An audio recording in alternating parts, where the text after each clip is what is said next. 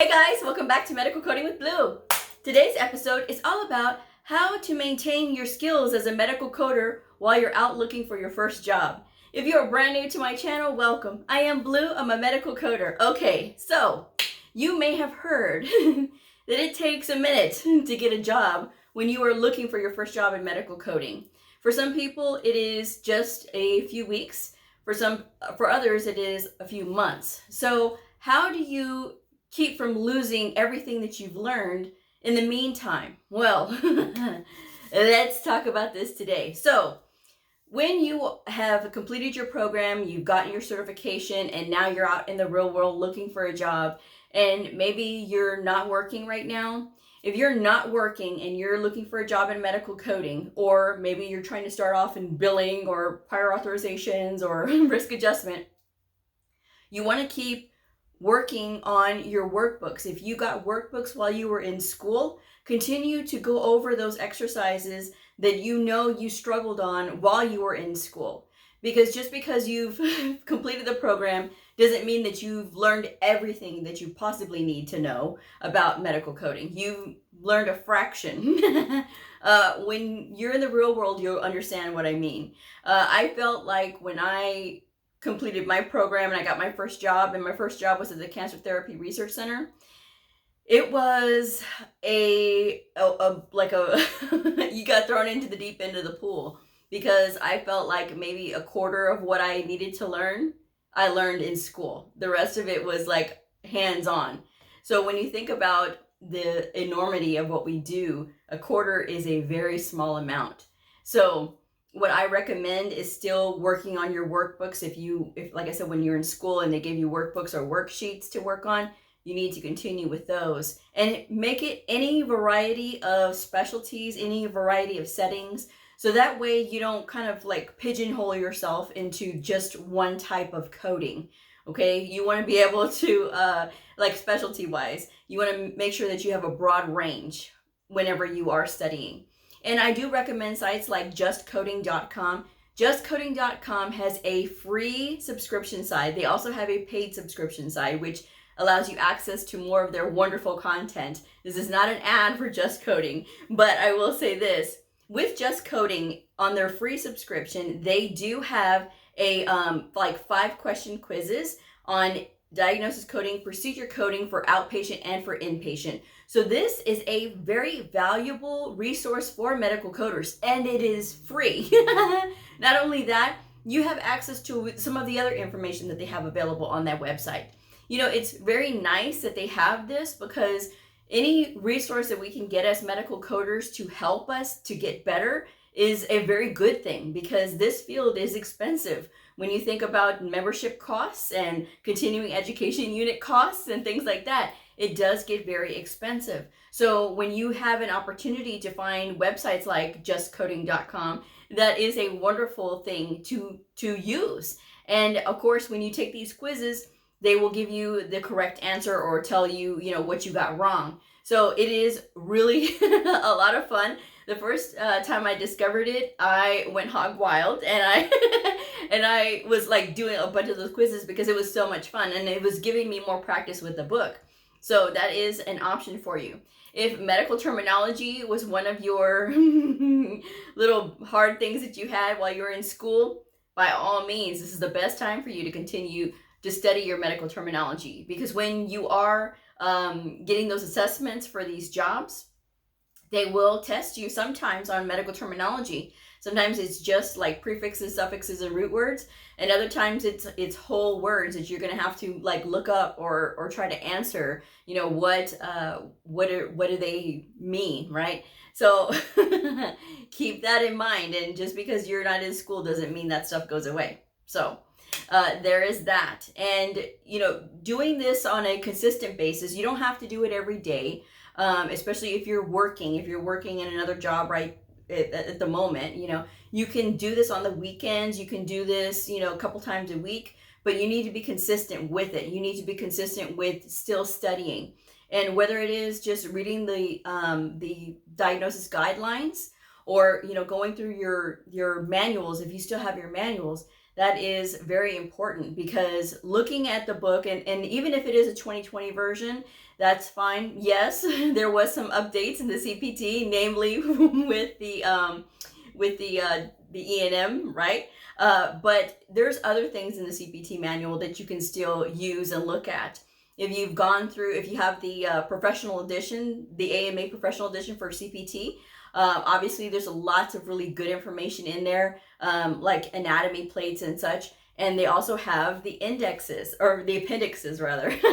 They have the appendixes. So that is filled with lots of really good information that sometimes can get updated, but for the most part, that stuff is staple information and stays the same. So that is something that you should think about when you are continuing to study.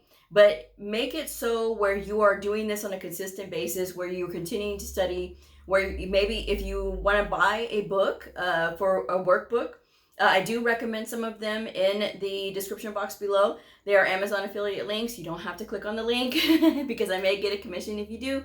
But you can look at the titles. That's why I leave the titles there. So if you don't use Amazon and you want to use something else like eBay or some other bookseller, that is totally fine. At least you know what to look up. So getting workbooks really does help. And of course, I got to plug my Patreon channel. My Patreon channel is filled with lots of different exercises about a lot of different things. I do have CPT exercises. I have critical thinking exercises that I make up. There's ICD-10 PCS exercises. So I have some of the inpatient coding and outpatient procedure coding on there, obviously. Diagnosis coding, worksheets for like word puzzles and things like that.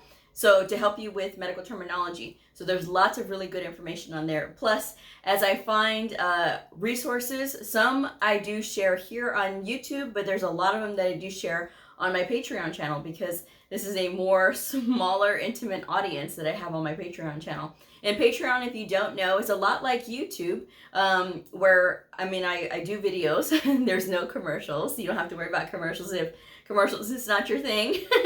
But Patreon is about supporting the creator, which would be me. And I do have very reasonable rates on my page. So if you are wanting to check that out, I will leave that address in the description box below. So I hope you'll check it out. So other things that you can do: continue to work on your flashcards. Continue to go to websites like Just Coding and get those free access to those free quizzes, so that way you can continue to practice. Read the ICD-10 CM coding guidelines. If you don't have the current year book, you can always download them from CMS. CMS has them on their website. And they always have the current, most up-to-date stuff. So I will probably leave the link if I don't forget. I will leave the link in the description box for that. So be sure to check it out. But CMS has a lot of really good information when it comes to medical coding, because they are a very good source of information. And a lot of their information is like really helpful, especially in the beginning when you are trying to learn and trying to practice. So the best thing that you can do is continue to work on like your speed and making sure that you can look this stuff up in the book. Yes, you may have access to an encoder when you start working, but you may not. I've met a couple of people who actually still just use the book. And that's like, wow. I thought everybody had access to an encoder. But some facilities are smaller and some doctor's offices are smaller, and they don't want to put the money into an encoder, so they use the books. And there's nothing wrong with the books, because the books, all the information is in the book. If you learn to trust your medical coding manuals, they will lead you on the right path. And a lot of times with the encoders, you can get the wrong answer. Excuse me, the wrong answer, especially if you put in one wrong thing in the decision tree. If you make one wrong decision, it can lead you down the wrong path and give you the wrong code. So it really is all about understanding what you're reading and understanding what you're putting in, so that way you do get the correct code. A lot of people will ask me, how do I prepare for like an employment exam? What kind of questions are they going to ask me? it really all depends on the setting that you're going to be trying to apply for. And not only that, what kind of facility are you going to be applying with? You know, is it going to be like a single doctor's office, or is it going to be like a hospital, or maybe a long-term care facility? There's a lot of different variables, but the principles of diagnosis coding obviously are going to be the same. And you know, you always look stuff up in the index, and then you reference it back in the tabular section, so that way you can make sure there's no other notes that you need to go through. All right, so it's going to be like school, but probably less intense because you won't have tests, but it's going to be on your honor. And you know, the better you are with keeping yourself on a schedule and on, you know, having some kind of responsibility to continue to do your studies is what is going to benefit you. Because if you get your certification and then you spend 5 or 6 months looking for a job, and during this time you never once picked up your manuals again, and then all of a sudden when you try to apply or somebody decides to give you a call back, you know, then you're gonna be like, wait a minute, how do I do this? I can't remember how to do this. Don't lose your skills, guys, because keep in mind, clock is ticking. When you get your certification, your time to be able to report your continuing education units starts. And you have to make sure that you are going to complete all of the continuing education units that are required to maintain your credential during the 2-year period that it's going to take in order to report those, because you get 2 years to report your continuing education units to maintain your credential. And if you have multiple credentials, it's going to mean that you need to acquire more continuing education units. LinkedIn is a really good place to source out like free continuing education units. There's plenty of places. A lot of people will ask me, well, where can I find them? It's a simple search on the internet, guys. Really, it really is just a simple search. So just make sure that you're doing that. Because while you're looking for a job, you may as well start working on your continuing education units. And a lot of times with the continuing education units, it may be like a simple test after like a seminar or something, or it may just be like a survey. So, you know, it's really not that difficult. It's nothing to be intimidated over because these things are designed to give you education, and hopefully you're absorbing this education. So get into those habits now of doing continuing studies and, you know, taking the initiative to get your continuing education units. Don't wait till you're employed and then, oh, do you give continuing education units here? Because some employers do and others don't. So don't wait until then. And you can't really use the excuse of, well, I don't have a job, so I can't afford any, when there's free continuing education units out there. So that's something that you do have to make sure that you're taking the initiative to find. You know, a lot of this is doing your research, and a lot of this is going through like resources like CMS for their free Medicare Learning Network. And they have lots of downloadable resources there. Lots and lots of stuff that you can look at, and wonderful articles. There's also of course, Just Coding, and there's For the Record magazine. So For the Record magazine is a magazine for our industry. If you are a member of AHIMA or AAPC, your subscription to them is free, and I will leave their link in the description box below. Also, another resource that sends you magazines and things like that, talking about articles and things like that in their magazine that go over issues in our industry. So and talks about like just different topics. So a lot of really good things out there. And I know it's a lot. I know that it's like, oh my gosh, there's so much to do, and I've just finished, and I went through this program and it was so fast, or I got my credential and now what do I do? Looking for a job, and everybody's telling me no. You just got to keep going, guys. You got to keep going. You can't let people telling you no be like, oh, well, don't get defeated. You can't get defeated when it comes to looking for a job. And I always recommend that to people, because yes, it is difficult, but it's not impossible, because every single one of us that was brand new at one time went through this. I went through this. I went through this for 2 months, and it was difficult, you know, because I was still working minimum wage jobs, and I was working multiple jobs, and I was tired, I was exhausted, and I just wanted to work in medical coding. And I finally had to go back and talk to the principal of my school, and they said, well, you know, go to a temporary agency that his friend owned, and that was how I got my first assignment. And you know, every time you go on an assignment with these temporary agencies, it's gonna give you more and more experience, and you're gonna have a different variety of things when it comes to, you know, your experience level and things like that. You know, that's where you're gonna start getting some traction and being able to get your foot in the door. But a lot of this right now, especially right now, when you're, you know, in that limbo area, right, between being credentialed and getting your first job and still trying to maintain your skills, you don't want to forget anything because you worked hard in order to pass your certification exam. Now it is maintaining it and then getting your first job. So you can still continue to train yourself and be better than you were in school. I mean, obviously you'd be able to have more time to read things and things like that.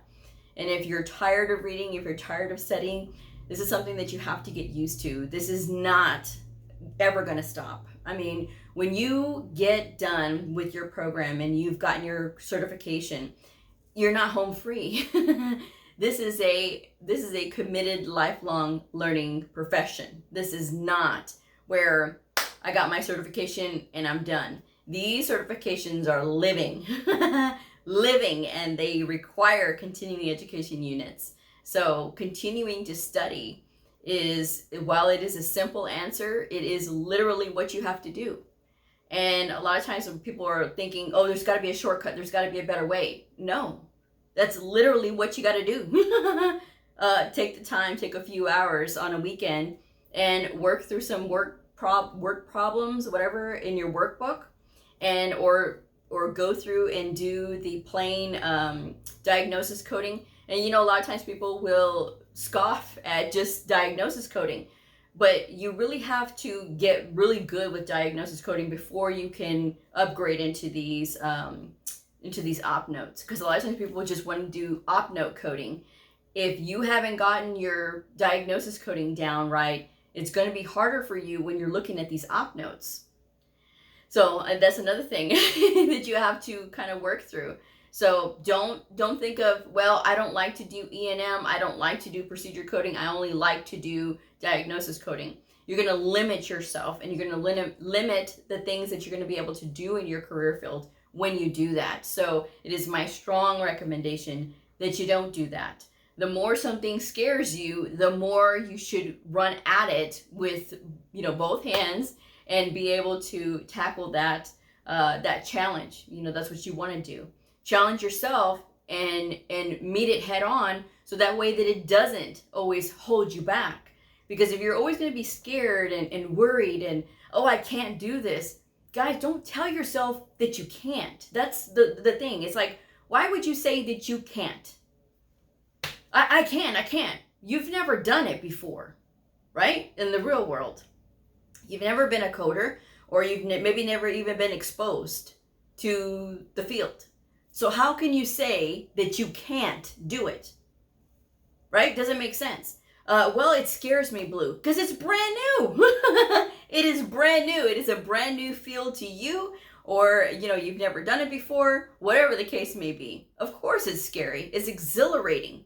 It's exciting. That's what you got to say, instead of, I'm terrified, I'm scared. There's nothing to be scared of, guys. You got to face these things head on. This is a wonderful field. There's always going to be something good on the other side of that fear. And when you hold yourself back with this self-doubt and self-sabotaging negative talk, it's not going to do you or anybody else any good.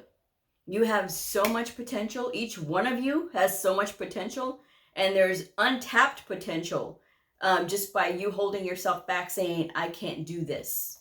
Yes, you can. And like I said, this is a wonderful field, and it's got so many possibilities, and it can open so many doors. And you just have to be able to feel that that uncomfortableness. Get comfortable with the uncomfortable is one thing I say a lot too. Get comfortable with the uncomfortable. It's going to be uncomfortable. It's a bumpy ride, especially in the beginning. But preparing yourself with the knowledge that you need from the books is going to go a long way. And sometimes when people ask me, Blue, what books should I get? Start with your manuals. You don't even have to pay for another book. Just start with your manuals. Look at them. Get familiar with them. Look at the notes that are in your book, especially if you're using OPTUM 360 coding books. Not an ad for OPTUM 360, but I love OPTUM 360 coding books. There's a lot of really good tips and notes throughout the tabular section of those books. And I'm telling you guys, it's the resource is there. The book is going to give you the answer. You just have to look at the book. So that is my advice today. When you're in that job search, continue to study because it's only going to benefit you. All right, guys, I'm going to go ahead and wrap this one up. Thank you so much for joining me. And if you haven't already subscribed, please subscribe and hit that like button. If this video helps you, I hope that you will share it. So I will go ahead and wrap this one up. So if you are a medical coder, a medical coding student, somebody curious about the fascinating world of medical coding, a provider, or a nurse, I invite you to like and subscribe and follow me on my journey in medical coding. I will see y'all next time. Bye.